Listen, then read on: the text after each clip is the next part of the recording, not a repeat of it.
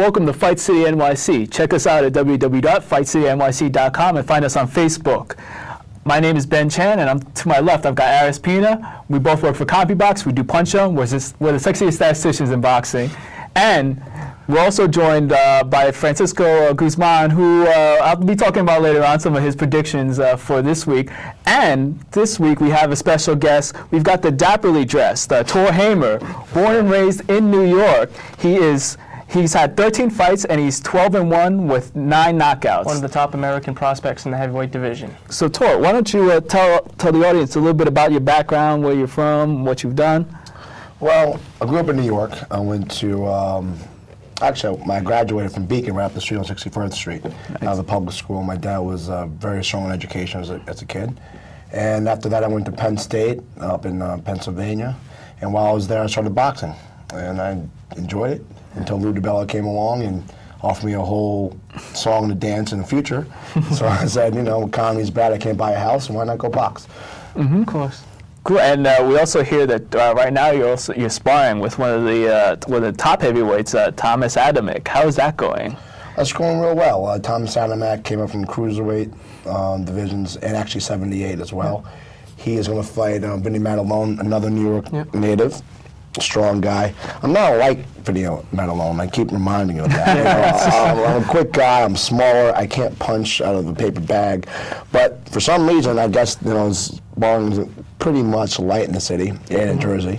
So they wanted to work out, and I'd go over there. I'm glad to take their money and take some hits. Take some hits for it. That's fine. It only makes me better. Right. Of course. And go ahead, Ben. Go ahead. You know, you fit right in with the hopefuls of the American heavyweights right now. You have yourself, Seth Mitchell might be another one. They also mentioned Derek Rossi. Where do you see the heavyweight division at the moment? Is it wide open for you, or where do you place yourself? Well, I disagree with Derek Rossi. He's been around for a while. Seth Mitchell, that guy's a beast. Deontay Wilder, he's another strong guy. The guy out of California who's from Jersey was Joe Hanks.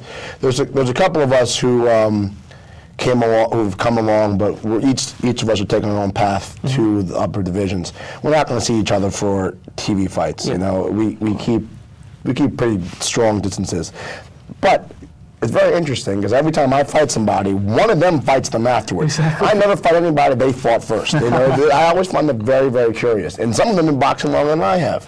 You know, as far as the American division, I'm just another prospect. There's been hundreds before me. There's going to be more after me.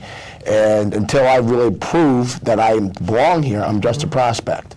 You know, but technically speaking, I'm a journeyman now because I haven't lost, despite how, you know, we feel about that. I'm sure you guys, you know, or being New Yorkers know that you know, it is what it is. Right? It is what it is. But it definitely hasn't slowed me down. I'm coming back on December 1st. I'm going to fight a strong journeyman who's young, big 270-pound fit Michigan guy named Demetrius King. Oh. Really strong guy, huge neck. It's a good fight. He's a football player. He doesn't belong to boxing. He's a football player. The guy has muscles on muscles. Okay. You know, I don't know how they talked me into it. I'm not getting paid that much, but hey. You know. I got you. So what's the timeline in terms of getting onto the networks? Where do you see yourself? Well, I'm right on path. I have a 3-year contract with DiBella. I'm going into my 3rd year now after this fight, which is started the calendar year of 2011. And through that course of that year, I'm going to be fighting 8 rounders, so I can do co-main events on local shows, maybe catch Friday night fights in the spring. And then after that, late summer, early fall, I can move to 10 rounders, which is co-main events and even main events for Showbox.